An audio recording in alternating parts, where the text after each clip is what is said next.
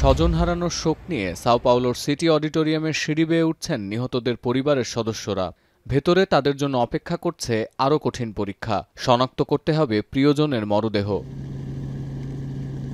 শনিবার স্থানীয় সময় দুপুর ১টায় ৩১টি মরদেহ উদ্ধার করে সাও পাওলোর পুলিশ মর্গে পাঠানো হয়।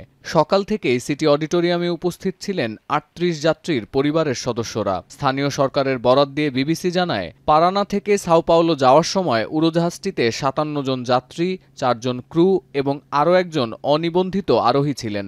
শনিবার রাতের মধ্যে বাকি ৩১ জনের মরদেহ উদ্ধার করা হয়েছে। Estava chegando aqui em São Paulo e eu resolvi vir para me encontrar com ela, né, para poder ajudar no processo inteiro. A gente veio para o lugar onde eles estão concentrando os familiares. O clima agora é voltado especificamente ao atendimento das prioridades das famílias, um atendimento muito especializado dos psicólogos, dos assistentes sociais. নিহতদের মধ্যে ৪ জনের দ্বৈত নাগরিকত্ব ছিল। তাদের মধ্যে ৩ জন Venezuela এবং এক নারী পর্তুগাল থেকে এসেছিলেন বলে নিশ্চিত করেছে স্থানীয় কর্তৃপক্ষ। এছাড়া আসন বিন্যাস ও উদ্ধারকৃত মোবাইলের তথ্য ব্যবহার করে পরিচয় শনাক্তের কাজ অব্যাহত রয়েছে বলে জানা গেছে। এদিকে বিমানের ককপিট ভয়েস এবং ফ্লাইট ডেটা রেকর্ডার উদ্ধার করা হলেও সেখান থেকে উল্লেখযোগ্য কোনো তথ্য উদ্ধার করা সম্ভব হয়নি। তবে দীর্ঘ সময় অপেক্ষার পর বিমানের ব্ল্যাক বক্স উদ্ধার করা গেছে বলে জানিয়েছে Sao Paulo aviation accident investigation centre.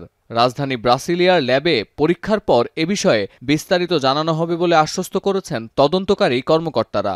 Nós não temos informações nenhuma já após ouvido o contato entre a aeronave e os órgãos de controle de tráfego aéreo que não houve, afirmo, não houve em nenhum momento বিধ্বস্ত হওয়া ATR 72-500 মডেলের বিমানটি এ নিয়ে ১৫ বার দুর্ঘটনার কবলে পড়ল। আগামী ৩০ দিনের মধ্যে প্রাথমিক তদন্ত প্রতিবেদন প্রকাশের ঘোষণা দিয়েছে Sao Paulo aviation investigation centre.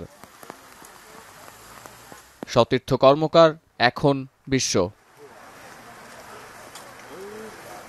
২৫০টিরও বেশি ডিজাইন অপশন নিয়ে ওয়ালটন স্মার্ট ফ্রিজ, বোঝে আপনার প্রয়োজন।